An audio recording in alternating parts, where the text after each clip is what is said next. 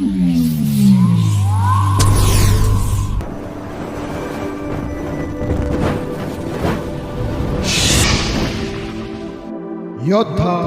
News channel.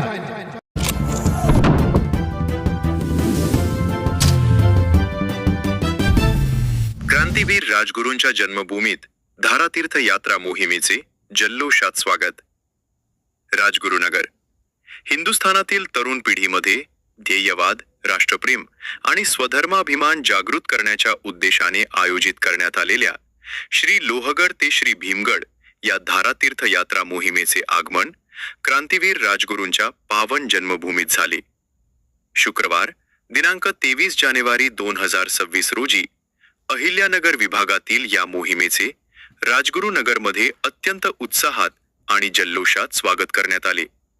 मान्यवरांच्या उपस्थितीत स्वागत सोहळा हुतात्मा राजगुरू क्रांती संघाचे अध्यक्ष आनंदराव गावडे यांच्या हस्ते मोहिमेतील धारकऱ्यांचे स्वागत करण्यात आले।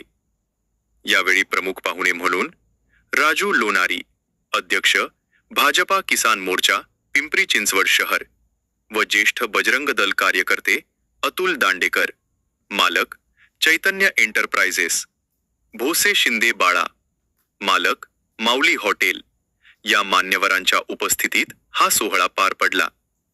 स्वागत प्रसंगी आनंदराव गावडे यांनी मोहिमेतील सदस्यांना क्रांतीवीर भगतसिंग, सुखदेव आणि राजगुरू यांची प्रतिमा भेट देऊन त्यांचा सन्मान केला। मोहिमेचा उद्देश राष्ट्रभक्तीचा जागर। स्वातंत्र्याला 78 वर्ष पूर्ण झाली असली तरी तरुण पिढीला खऱ्या अर्थानं स्वदेशाभिमानी बनवणं ही काळाची गरज आहे। छत्रपती शिवाजी महाराजांच्या जीवनचरित्राचा ठसा तरुणांच्या मनावर उमटावा आणि ध्येयवादी तरुण पिढी घडावी या उदात्त हेतूनं दरवर्षी या गडकोट मोहिमांचं आयोजन केले जाते।